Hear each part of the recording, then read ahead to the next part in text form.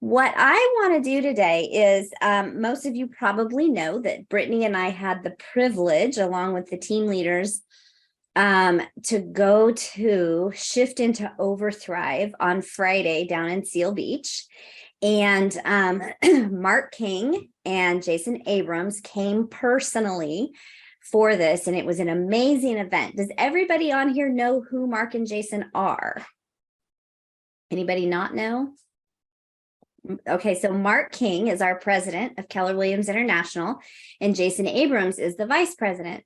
And they are phenomenal people. I can tell you, I've been with this company for 10 years, and I've heard a lot of different ones talk at things. And you know how sometimes you can just kind of tell when people are talking and saying what you want to hear, but you don't feel the feels, and it's just like, yeah, they're doing what they're supposed to be doing. And they're not like about the little people, so to speak.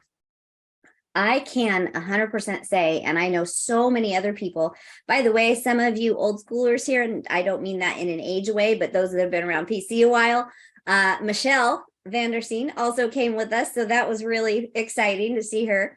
And she feels this way too. Many, many of us do. Mark and Jason are the real deal.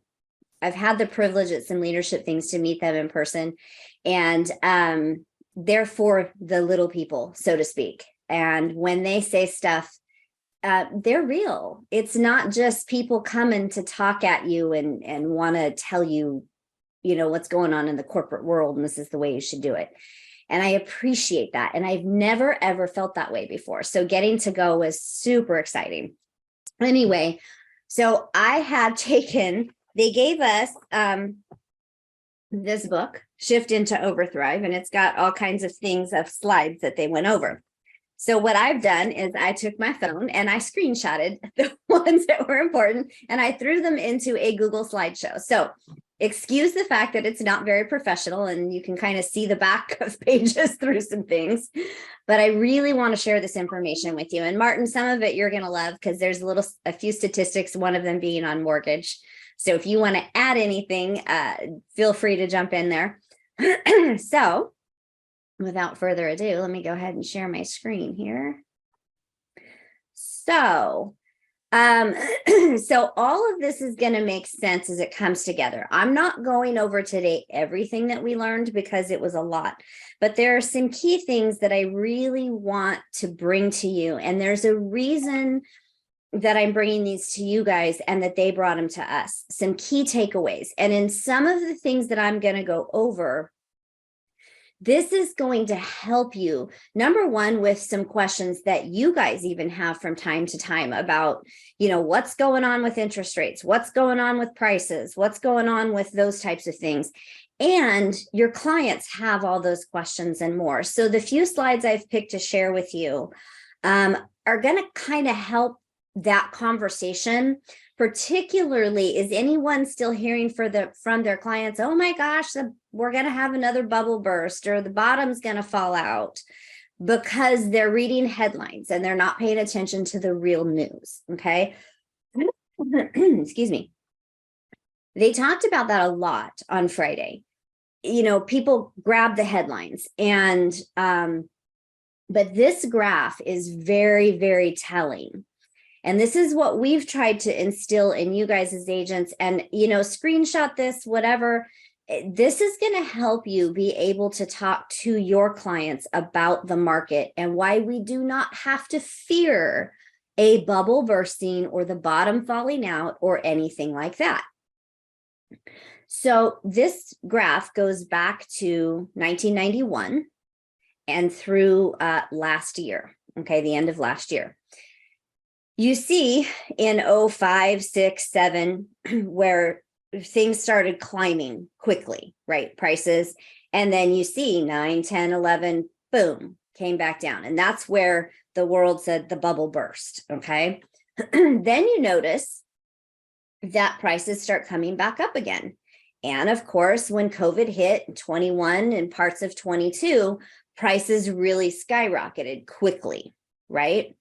But that yellow line that you see there, that yellow line is the trajectory for years and years and years, the average increase in home prices is 4% a year. Now, this is nationally. Okay, keep in mind, every locale is going to have a little bit different number, but nationally on average, it's about 4% a year.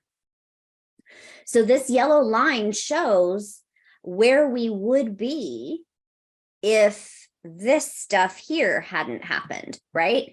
It took clear to 2021, but even though the prices started going up, that puts us back where we would have been had none of this happened. Now, we're up a little high right now. This isn't anything to be concerned about. The bubble's not going to burst. The bottom's not going to fall out. What's going to happen is things will start leveling off, okay? Meaning we're going to start going back to those year over year average increases, likely, okay? Now, couple other things. I have a few slides with statistics I'm going to share, and then please note your questions and feel free to ask questions because I want to make sure that that I'm saying this clearly. Something else that is a concern for people is, and they had this whole funny way they presented this. I'm not even going to try to be funny like that because I won't succeed. You notice days on market. Okay, so this graph shows 2020, 21, and 2022. And in January of 2020, average days on market was about 43 days, about 5-6 weeks. And then as the year went, the days on market average came down. In 2021, they came down even lower. In 2022, toward the end of the year, we started to go back up a little bit. And so people started panicking. Oh, well, it's been on the market 2 weeks. I haven't got an offer yet. Guys, average days on market prior to all of that happening was 43 days or more. And if you go back farther, it was even a few days more than that. So people may panic and you may panic because a lot of you started this business during the trend of 3 days on market or less, and it was in escrow. There is no reason to. And one of the things that they made very clearly is until days on market is at least 90, there's no reason to even give it a second thought because of, what the averages have been through the years. And then let's change how we look at that. The longer the home's on the market, the more leads you're going to get, right? It can also mean less money for the seller because, there may be price reductions involved, and longer between paychecks for you guys because you take a listing and it's not sold in a week. Now it's sold in 4 weeks. Okay. So these are not anything to panic over. It's just kind of putting perspective on what's happening versus what has been happening. Yes, I like that, Martin. We're heading back into a normalization period. That's very well said. Okay. Your job as a realtor, as a fiduciary, your job is to be the person of knowledge for your SOI. Think about all the people that you talk to that are panicking because of headlines. So it's your job to understand the market, understand what's happening, and talk to them and let them know. Ask them questions. Hey, what do you think about all the news that's going on today? And then that's your opportunity to be able to educate them. Okay, because you need to be the leader amongst your people in your SOI so that they don't panic and they understand what's happening out there. Okay, let's go here. This is inventory on an annual basis, and you'll notice this goes from 1999 through the end of last year, 2022. One of the things to understand is some people have started panicking because we've been talking about a shift. And a shift doesn't necessarily mean we're going from a hot seller's market into a buyer's market. A shift just means Things are changing, okay? When you look at this graph, that yellow line, the broken line, that is what a balanced market looks like.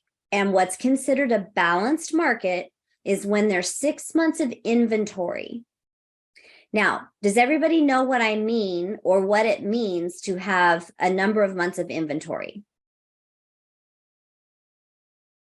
So what that means is, let's take 6 months.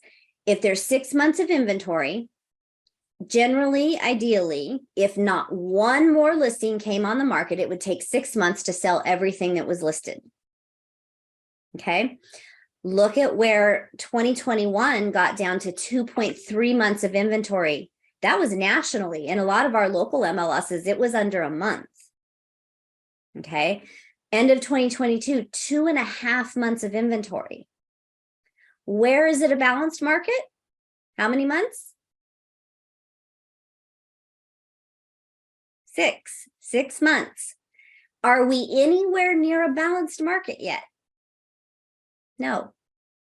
We don't go into a buyer's market until we exceed that 6 months. We are still in a strong seller's market. Okay. And that's important for you to understand, because I know it can be confusing hearing people talk about the shift and, oh, it's taking longer to get offers now. Big deal. It's taking 2 weeks instead of 2 days. That's not a big deal. 4 weeks instead of 4 days. That's not a big deal.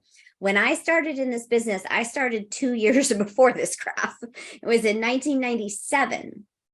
And the homes at that time on average were pretty close to what this says. It was 4 to 6 months where we were seeing homes from the time you listed it to the time you closed it was 4 to 6 months. So when you took a listing, you knew you were going to get paid in about 4 months. Okay. So this really shows us, and this is nationwide, that we are still in a super strong seller's market. Okay. This one Martin's going to like.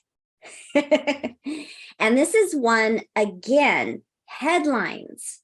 Okay, guys, headlines are exactly that. They're not news. They are meant to grab attention. They're meant to make people click. Unfortunately, that's what a lot of people read, and they stop there. This graph, and I want you guys to screenshot this. I know it's not the best quality. I can send you hopefully a better picture. Screenshot this, use this. Because buyers who are panicking and buyers who are saying, oh, I don't want to buy now because interest rates are so high, or I want to wait for prices to come down. I just showed you a graph that prices aren't coming down, right? There's proof in numbers. And Jason liked to say throughout this, his whole thing was, cause math. Math is the proof, right? Math doesn't lie. So this is another one of those. This goes back 40 years, 72 to 22. The average historical rate was 7.81%. Now you see in the later 70s into the 80s, we had some really high interest rates happening there. So you think interest rates are high now, or your buyers think interest rates are high now? Look at that, right? And they can say, oh yeah, but prices were only $40,000, $60,000. Yeah, they also only made $2.85 an hour. Okay, so it's all relative. So it doesn't matter if homes are $600,000 at a higher interest rate. People are making at minimum $15.50 an hour in this state. That's at minimum. Whereas before it was $2.85. So it's all relative. Okay. Now let's look at 1990, the green line, to currently, or to 2021. The average interest rate during that time was 5.97.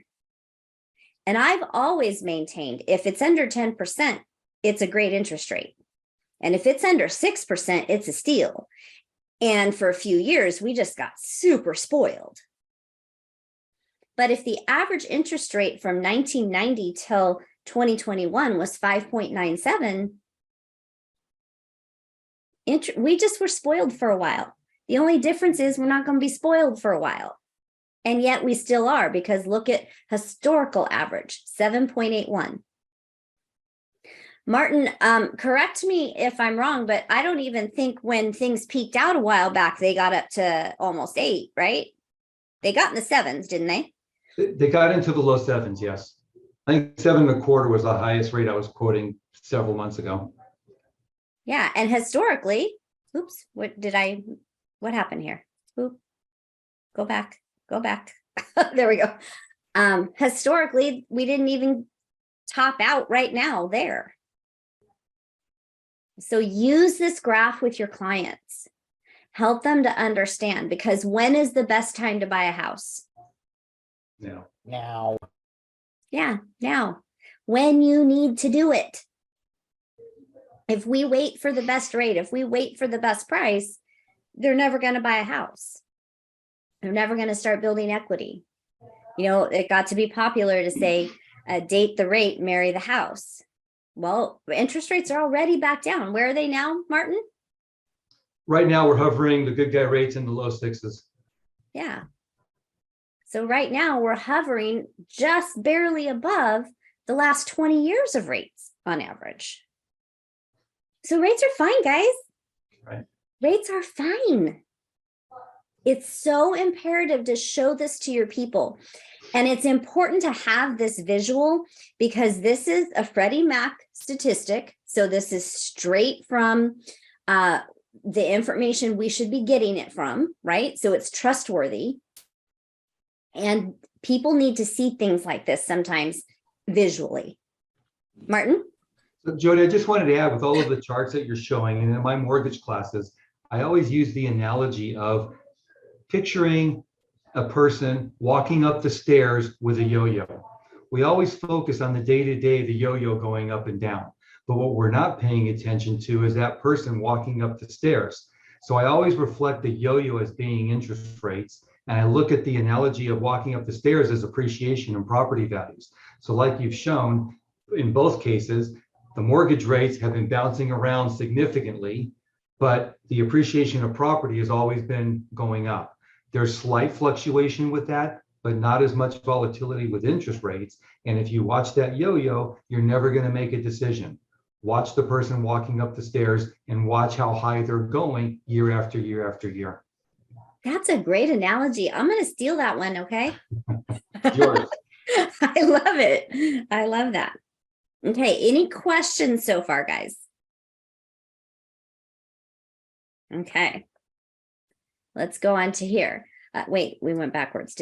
Whoa, my mouse is being funky. Let's do it this way. There we go. Okay, so I want to talk about keep it simple. Okay, that was one of the big takeaways. Don't overcomplicate things. So let's talk about this for a minute. Their goal in coming, and our goal as a PC program is in line with their goal, is to help make you more money and give you more time. Time is money, right? So think about leads. Leads is what gets you to money. Leverage. Leverage is what gets you to time, right? Gives you more time. Does leverage mean that you have to hire an assistant to take back time? No. Think about how we use leverage. What are some things that you guys can think about? Please unmute and participate here. What are some things that you guys can think of in your life that you use as leverage? Smart plans. Okay. That's huge leverage, by the way. We're going to talk about that. What about even not business related? Me knowing a second language. Awesome. Anybody use a washing machine? That leverages time, right? Car. Yeah, car. Okay, Social media, because you can reach so many people with one post. absolutely, definitely. All right, let's talk about how we're going to get to the money. First of all, and this is where we're going to just simplify the heck out of this, guys, okay? You get a contact. whether it's your SOI, whether it's a new lead, you have a contact, okay? And you're calling your SOI regularly. Hopefully everyone on this is doing DTD4.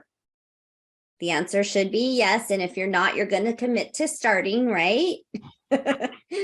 So every time you contact somebody, every person in your database is either now business or future business, right? We can't control when they need to do business, but we can control being top of mind when they're ready. So it's either now or later. If it's now, this is the short-term nurture. This is the immediate sale. This is where we're in constant contact with them and we're doing whatever it is that we need to do to qualify them and take whatever steps we're doing with the appointments and whatnot, right? If it's future business, this is a long-term nurture and an eventual sale or referral, right? This means not to that slide yet, sorry. This means we put it on a smart plan. And we're going to have the smart plan do all the work for us. The only piece that it can't do is make your quarterly phone call. Otherwise, it could do everything for you. A massive amount of leverage. 2 paths to leverage. Either tools or people. Okay? The most powerful tool ever invented is technology. Let's look at this for a minute. We talked about a washing machine. So this is the evolution of the washing machine. It was a rock. Remember, you've probably seen movies where people went and beat their clothes on a rock, right? Then the washboard. So that started making it a little bit easier. And then that shaker thing. Then we had the washing machines, back when that spun around that we loaded from the top. What are the washing machines now?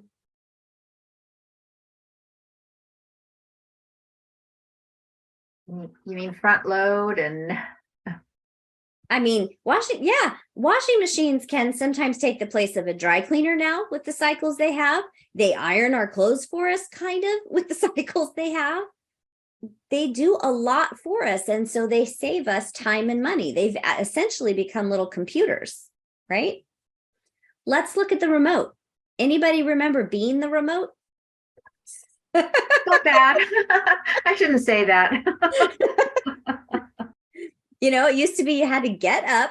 What's the joke? You got up, you walked through green shag carpet to go over to the TV to turn the knob. We were the remote as kids, some of us. Some of you are too young to know what that means. Yeah, I'd like to add I was a baby. And remember, we didn't call it a remote back in those days. It was a click. Once we finally got one, it was a clicker, right? So then it became a universal remote so that, you could do more than one device with the same remote. Now, a lot of times we use our phones for that very same thing, but simplified, right? So we see the different pieces through the years, how technology evolved. Now, I've skipped a couple things because some of you probably being new in real estate wouldn't even know what we're talking about, but MLS used to have books. We didn't have a computer. We could just go on and look for information. We had big, thick books do you guys know how the weekly MLS meeting got started? Why that got started? Because back in the day, and we're talking, prior to the early 90s, I guess, they had books. And every week you would go to get that book updated. So if listings, went pended or sold or whatever, we'd have to pull them out and then they'd give you new pieces of paper to put in. That's how MLS meetings got started. So, okay, let's talk about payments, how things have evolved through time. Back in the day, they bartered, right? Then there was just coins. Then it went to cash, checks. Anybody still write checks? I had to write a check the other day. I forgot how to write a check. I had to write one in so long. Credit cards and now mobile payments. Most of us just pay with this now. So we can see over time how things move forward. Database. Let's talk about this. Some people still use some of these antiquated ways, right? We had the address book. Anybody remember carrying around an address book and having to look up somebody's phone number that way? Then it got to be the Rolodex. Did anybody have a business card book? I never did get into that, but I know a lot of people had those. Computer, Word, Excel. Excel made things so much easier. Then we'd have them in here. But remember, there was a time where this only allowed you to have 40, and then it was a big deal when we got to 100. Now it's unlimited, right? Then a computer CRM, and now mobile CRM. So we can see through time how technology has helped us with each incarnation of it. But here's the thing. How many of you read your entire car manual before driving your car? Anybody? How many of you read the manual on how to use your iPhone? Anybody ever read the manual? Probably not. This thing probably does way more than we know that it does. I'm sure that it does. How many of you read how to use the MLS? Or how many of your consumers do you think read instructions on how to use Zillow? They don't. They just go on and start searching, right? So it's not the evolution of technology that's frustrating. It's the path of learning how to use it. So, oops, come on. There we go. Let's keep it simple. When you have a contact, put it into command. Then you're going to do one of two things. If it's now business, that now business we talked about, you're going to create an opportunity for it. If it's future business, you're going to put it on a smart plan. Set it and forget it. Because that smart plan is also going to remind you when you need to personally pick up the phone and call. So quarterly call plan, neighborhood nurture. You should have every seller on a neighborhood nurture and every buyer on the neighborhood search. So everyone in your database should be on some form of a nurture plan. Okay. Let's just stop overcomplicating it. There are lots of things command can do, tons of things command can do. And when you have time and you've calendared for it, feel free to learn them and use them. We want you to because it's leverage. But in the beginning, this is all you need. Okay. The secret to having financial success, and I'm going to show you a couple of slides with this that they shared with us, is in two numbers. And it's the number 3, which is going to be really important. And I want us to spend a minute talking about that when we get there. And the number 201. How many contacts do I want you to have ideally in your database? And don't want you to stop adding voraciously until you get there.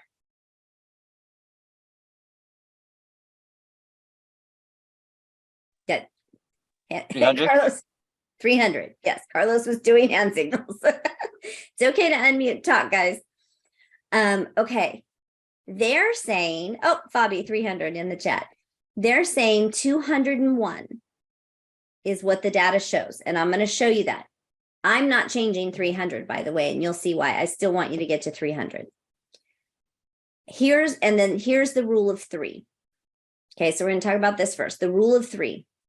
This means that the majority of people's business comes from 3 sources.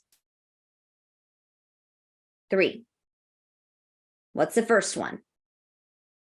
SOI. Absolutely. The second one, now this is research that they did. The second one is open houses. And the third one is online leads. So here's the thing, particularly in the market that we're in. Figure out what your top 3 are. If you've been doing business for any length of time and you have closed transactions, go back to those transactions. What was the source? Where did you get that transaction from? More times than not, when I ask you guys this, it's SOI. Sometimes it's open house. Very seldom do I hear anything that doesn't fall into one of those 2 categories. Okay. Figure out what your top 3 are And if you don't have much business yet to do that, use what nationally is happening with everybody. So SOI, open houses, online leads. These are the ways people are getting their business. It does not mean go pay for Zillow. Okay. We're talking your Facebook ads through command type of thing. Make sure that you are doubling down on your top 3 lead sources and quit asking, what else can I do? Because in the market we're in, if you're trying to spread yourself, and goes for any market really, but particularly now, if you're trying to spread yourself thin and, well, I did 3 open houses and I didn't get anything from it yet. So now I'm going to go try this over here. And then this over here isn't getting you anything. So I'm going to go try this over here. Do you know how long most people spend doing things?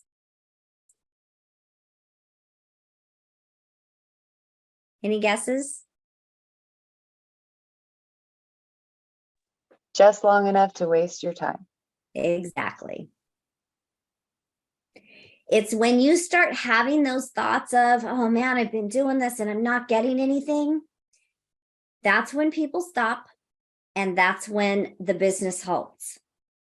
When you have those thoughts, you need to change the dialogue in your head and change it to, oh man, I realized I haven't been getting anything. I've been doing this so long.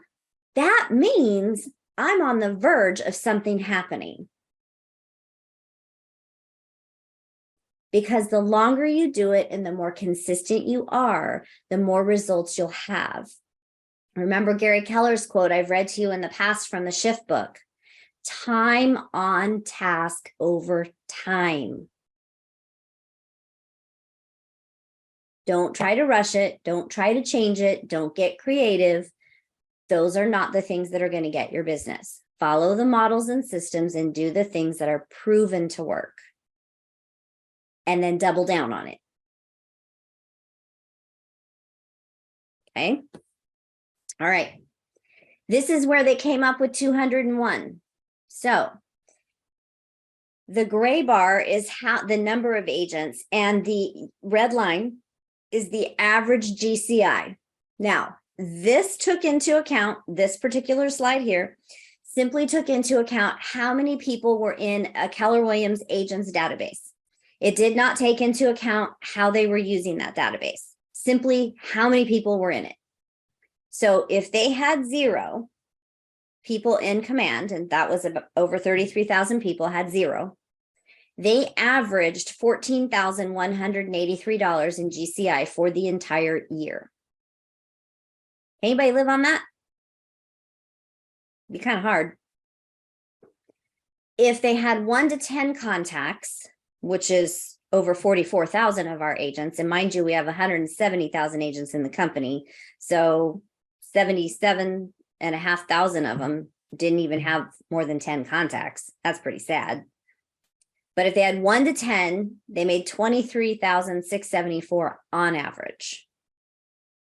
If they just added 10 more, 38,600 on average. Look what happens when it's 201 to 1,000. Suddenly they start making money. 119,510 on average. You know, if somebody has 201 contacts in their database, they're going to have them on smart plans. They're going to be working their database. Unless it's somebody who just had, what's his name, Scott Leroy throw it in and then they never opened it again, right? The more people in their database, the more money the agents made. Look at the people who had over 5,000 contacts in their database, the kind of money they're making.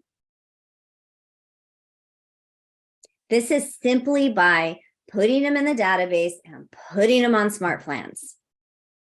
Now, if you have 5,000 people in your database, you are not calling 5,000 people on a quarterly basis. That's not even feasible. But you will be taking your top 250 to 300 and calling them quarterly, because that is feasible. So who are your top people? Who are the people that refer business to you? Who are the people in your corner? Who are the people that you know when it's their turn, they're going to use you? Those are the ones you want to focus the quarterly calls with. Because when you start getting over 250 to 300 in your database, beyond 300, it's difficult to do a good job of keeping up with quarterly calls. But look what happens when people have 1,000, 2,000, 5,000 on smart plans in their database. Because smart plans keep people top of mind. What are your takeaways? That it's simple. That we just overcomplicate things and try to make them harder than they really are. Yeah. That was one of the huge ahas that people had. Couple things that I want to add to that, some notes that I took. So we want to move forward in one of two ways. Okay. First way is I know enough people. In other words, I have 201 or more contacts in my database. I know enough people and I need to love on them more, meaning I need to talk to them more often. I need to have them set up on smart plans. I need to know what they like, what they don't like, so they can be communicated with properly. We got to love on our people. Okay. The second thing is, I don't know enough people. That means I need to meet more strangers so that we have more people to love on. So you either have enough or you don't. And if you do, you start getting better at the quality of love you're giving these people, right? And if you don't have enough, you go find more so that you can do that. Absent a strategy, every tactic sounds right. And we don't want to be rabbits, right? Jumping all over the place from this thing to that thing, going down every rabbit trail and never accomplishing anything. So we need a strategy, and it's right there. You either have enough and you give them more attention, or you don't have enough and you go find more and give them more attention. So my takeaway will probably be that is look for the right people to reach out to, because I have a good amount of contacts, and I'm over here thinking I should be reaching out to all of them, when in reality I should be focusing on the ones that could be generating leads. Yeah. Focus on your top 20%. 80-20 rule applies here. What's your top 20% of people in your database? Those are the ones you want to seriously be focusing on and giving that extra love, time, and attention to. The phone calls, the personal touches, the pop buys, whatever it is you're choosing to do. Everyone else put on a smart plan. So just because you don't think they're a quality contact, don't get rid of them. Put them on a smart plan, right? Because eventually something will happen. But I'm going to read you a note I wrote directly from Jason Abrams' mouth. If you're not calling your people at least once a quarter, quit calling them your people. They're someone else's. Top agents become that way by calling your people when you don't.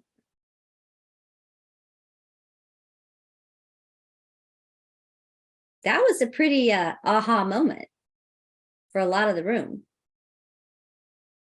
If we're not willing to pick up the phone and talk to our core people once a quarter, they're not your people.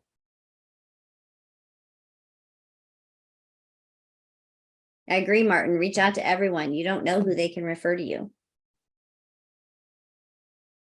I hear all the time, oh, I don't want to call them. I don't know if I should call them. Don't. They're not your people. Let somebody else call them. Hey, you don't want to do it. Nobody's going to force you. But, you know, the agent sitting across from you in the next box will call them and they'll get the business. Or someone else in your office. If you don't care if that happens, don't call your people. Because it really boils down to that simple. staying in touch with our people. There's a few other things that over the next few weeks we're going to focus on. Brittany and I are going to do some things. We're going to work in conjunction to, we're going to have our weekly workshop and our PC mastermind kind of go hand in hand for a little bit with some of the things, some of the other takeaways. There's a lot of stuff in here, guys. We only had an hour today. I was there for 5 hours. So there's a lot of things that we are going to put together and simplify for you when it comes to social media, to open houses, things like that.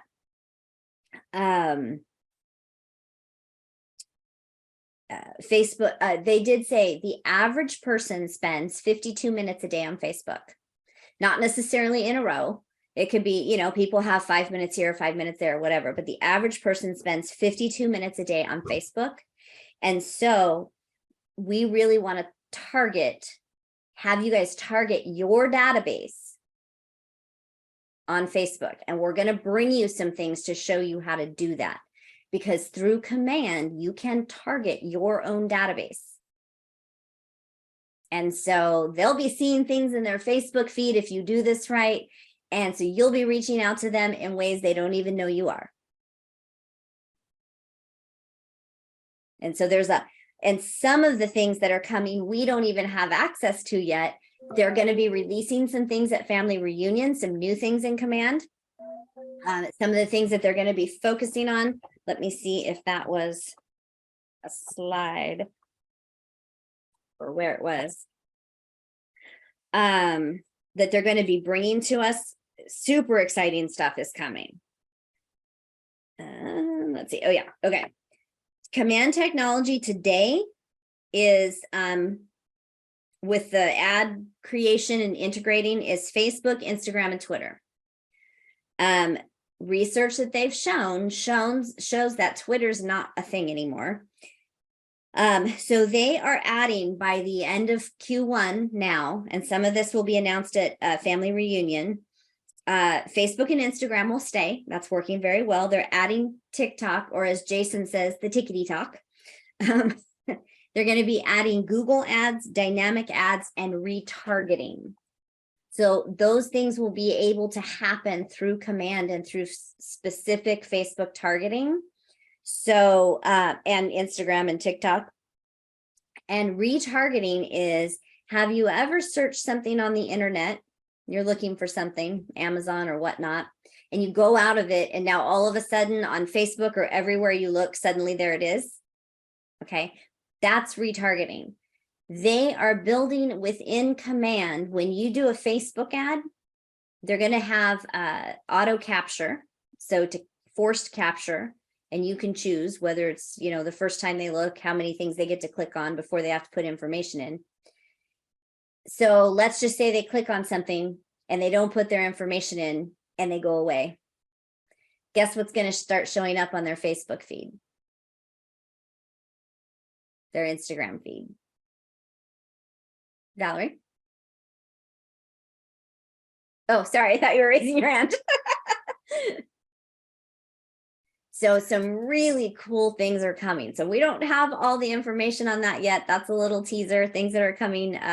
Some will be announced next month at Family Reunion. Is anyone here going to Family Reunion?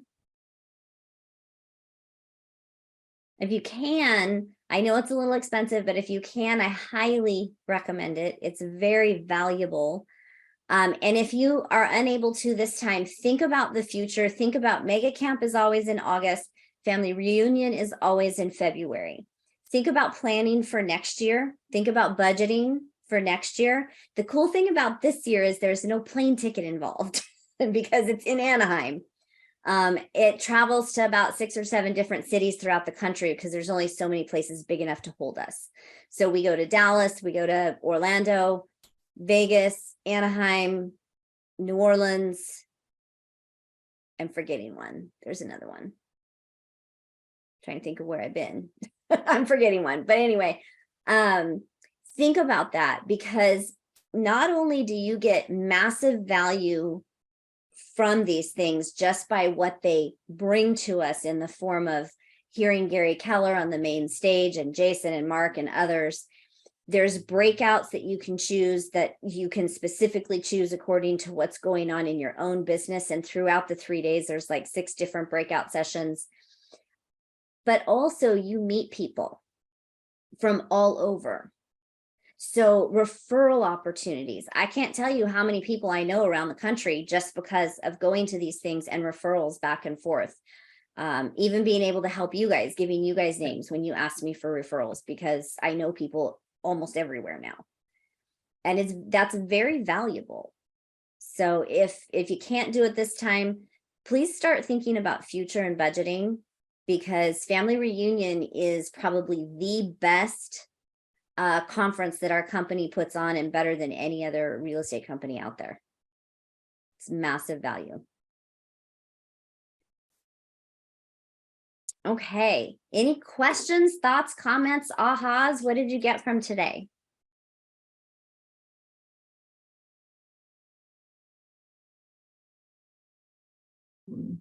For me, it was really basically just be consistent on what works and keep it simple.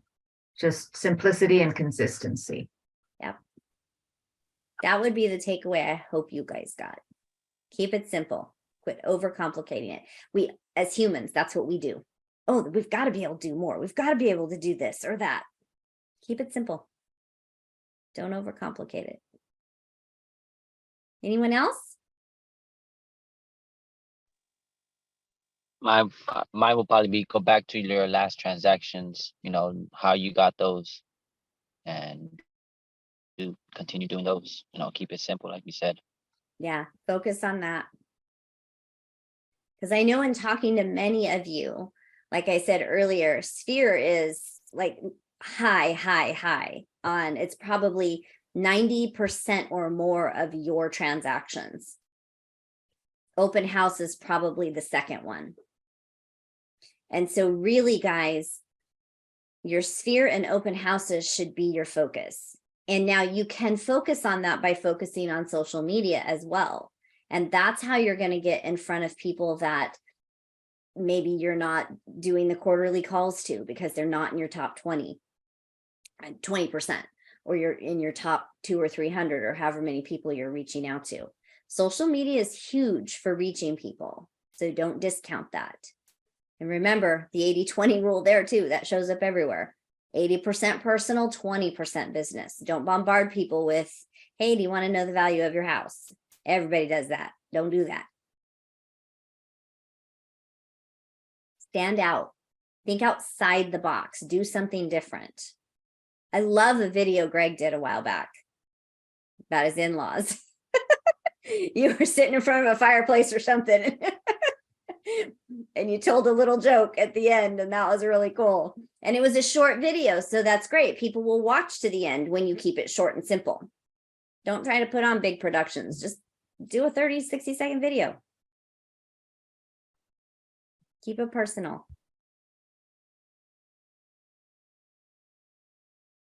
Okay, guys. Well, unless there's anything else, I'll go ahead and let you go. Give you 8 minutes back in your day.